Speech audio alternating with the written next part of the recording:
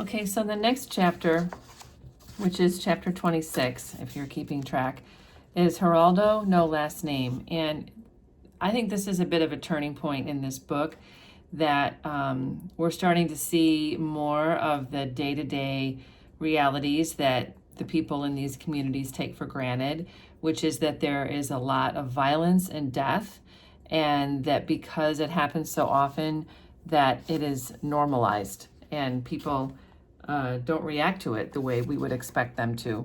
So this is about Geraldo, and we're going to find out that it's Marin, who we've already met. Marin is the Puerto Rican girl who eventually goes back to Puerto Rico. And we have actually a reference, if you remember. We have Marin is here.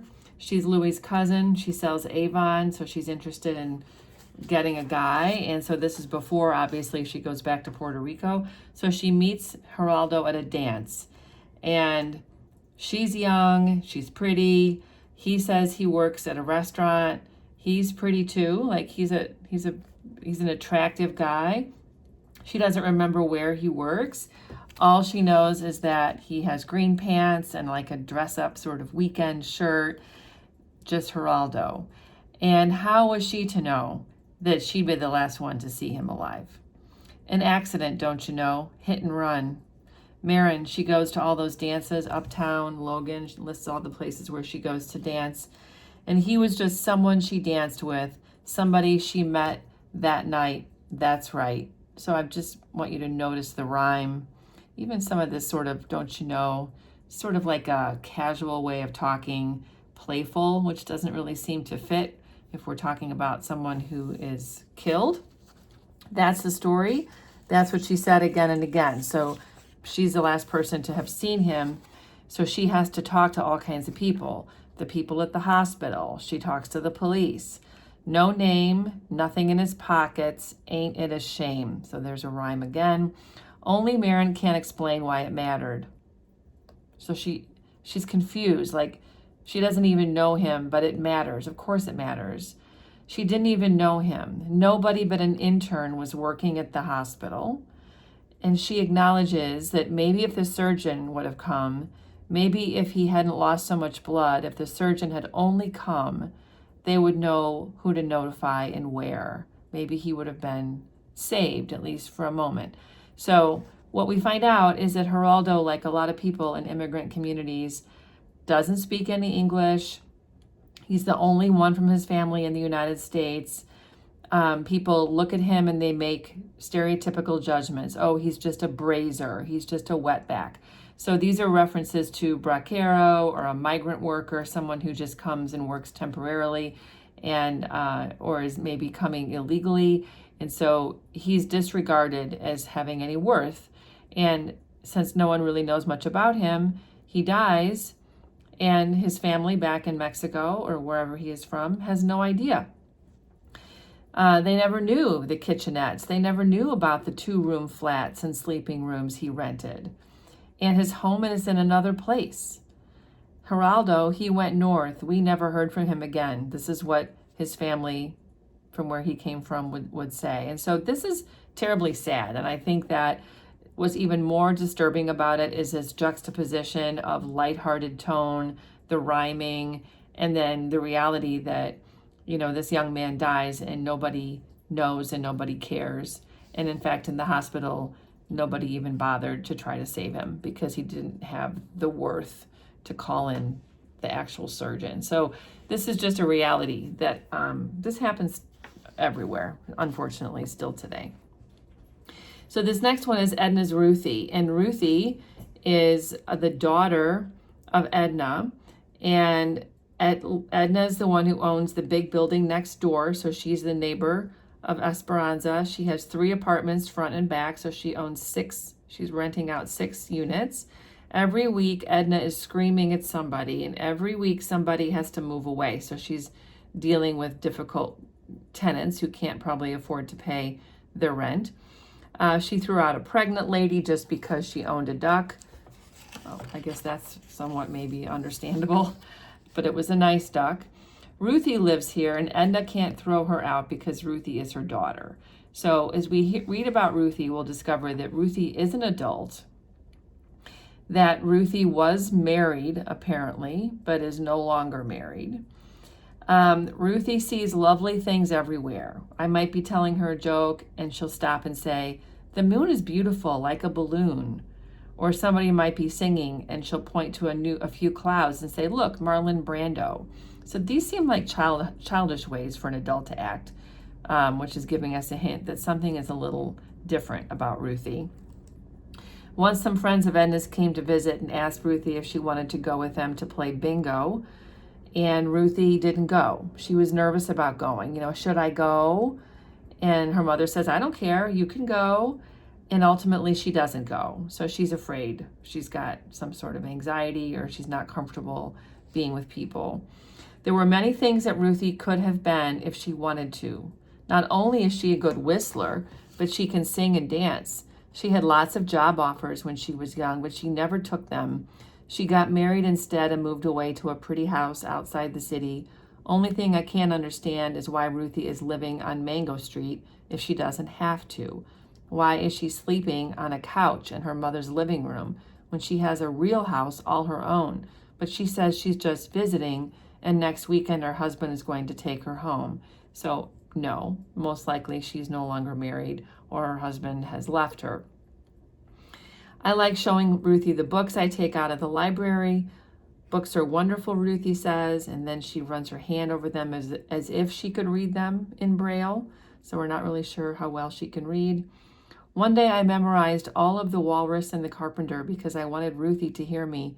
The sun was shining on the sea, shining with all his might, so she reads her some of the book. But answer came there none, and this was scarcely odd because they'd eaten every one. She took a long time looking at me before she opened her mouth, and then she said, "You have the most beautiful teeth I have ever seen," and went inside. So Esperanza sort of recites a story to her, and she doesn't really even respond to it. So something is wrong with Ruthie. Perhaps she has a mental illness, perhaps she has an intellectual disability. We don't really know, but I think the point here is how an adolescent, a young adolescent, perceives someone who is not a typical adult, who clearly is dependent on her mother. And so she thinks she's charming, she tries to interact with her, and they have sort of odd conversations. The Earl of Tennessee, this is another one who lives in Edna's apartment. Earl lives next door to Edna's basement behind the flower boxes. So Earl works nights. We find out that he repairs jute boxes. And there's an interesting description here. The little wooden door that has wedged shut the dark for so long opens with a sigh and lets out a breath of mold and dampness. So I just made a note. I'm sorry, that's so tiny, but personification here of just the door that leads to Earl's basement apartment. These I could see all being quiz questions. Earl has 2 little black dogs that go everywhere with him. They don't walk like ordinary dogs, but they leap and somersault like an apostrophe and a comma, which is a cute simile. As I mentioned, he's a jukebox repairman. In his apartment are boxes and boxes of 45 records. So those are those small little records that have just one song per side. And that's what they would load jukeboxes with back in the day. And there are even still some old ones around that still have that. In fact, a friend of mine has one of these in his house. So they're really collector's items at this point. So this is another, what people say. And I think there's kind of just a repetitive sort of theme here that a lot of people say they're married and they're not. Or, a husband's going to come and they're not coming. So the word is that Earl is married and has a wife somewhere. Okay. Edna says she saw her once when Earl brought her to the apartment. Mama says she is a skinny thing. Okay. I saw her, Esperanza saw her, and she was not that way at all. And the boys across the street said she is tall and redheaded and wears tight pink pants and green glasses. We never agree on what she looks like. So right away I'm thinking, there's not a wife, he's bringing home prostitutes, which is probably the case. So who knows who the woman is. We don't know for sure, but I think, again, this is just an indication of how kids and just other people, have a very minimal understanding of what their neighbors are doing. And the fact that they never stay long, and say they walk fast into the apartment, lock the door, and never stay long. I mean, to me, this is a prostitute, obviously. So that's what that one's about. This is one that really, for the first time, shows us that Esperanza wants a boyfriend. She says, I don't remember when I first noticed him looking at me. And Sire, I don't know if that could be his real name or if that's just a nickname, but I knew he was looking. And she talks about walking past boys outside, pitching pennies, and deciding that they weren't going to scare her, that she was going to let them look at her, and that she was even going to look back. And so I had to look back hard just once, like he was glass, just to show them that she's strong, but also that, she's confident and that they can't hurt her, and that she doesn't feel afraid of them, but also probably because she wants to look at him, because we're going to find out she does kind of like him. I did once, but I looked too long. So it's like, there's that certain amount of time. Like, you can look a certain length of time and indicate, like, I'm confident, I'm not afraid of you. But if you look too long, you send the message that you're interested. And so that's what she did. She says, I looked because I wanted to be brave, straight into the dusty cat fur of his eyes. I thought that was a really interesting metaphor. And the bike stopped and he bumped into a parked car. So he tries to kind of pursue her. It made your blood freeze to have somebody look at you like that. And then her parents say, her dad says he's a punk, and her mom says, don't talk to him. Then there's a girlfriend. Then his girlfriend came, Lois, I heard him call her. So he already has a girlfriend. And Esperanza notices all her qualities, like she's pretty. She has pretty pink skin and pretty pink toenails. And everything about her is beautiful and soft. She wears makeup, but she doesn't know how to tie her shoes. Okay, so that's strange. I'm like, how old is this girl?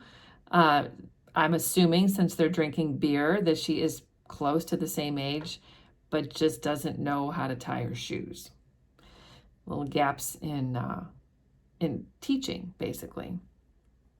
Mama says those kinds of girls, those are the ones that go into the alleys.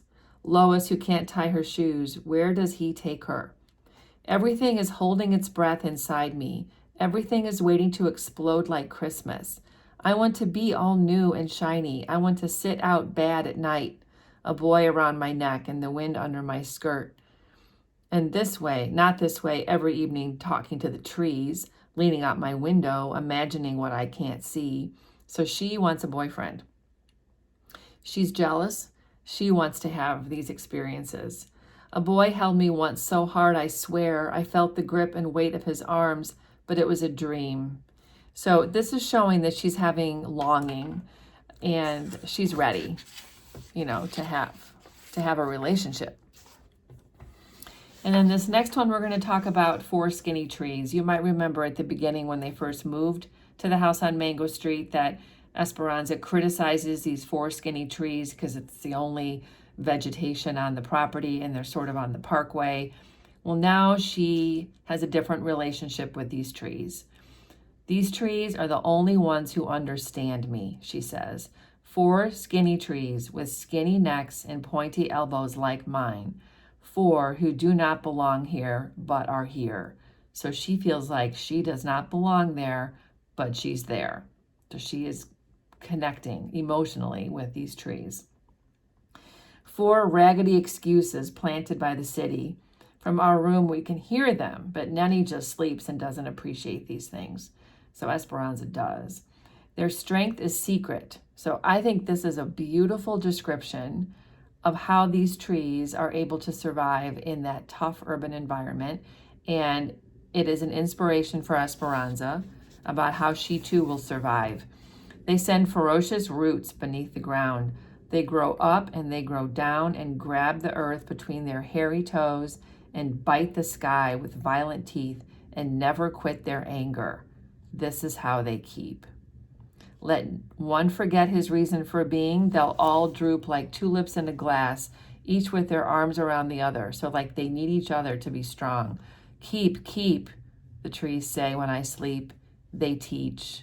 So they're teaching her. Every time she wakes up in the morning and sees those trees, it gives her strength. When I am too sad and too skinny to keep keeping, when I am a tiny thing against so many bricks, then it is I look at trees.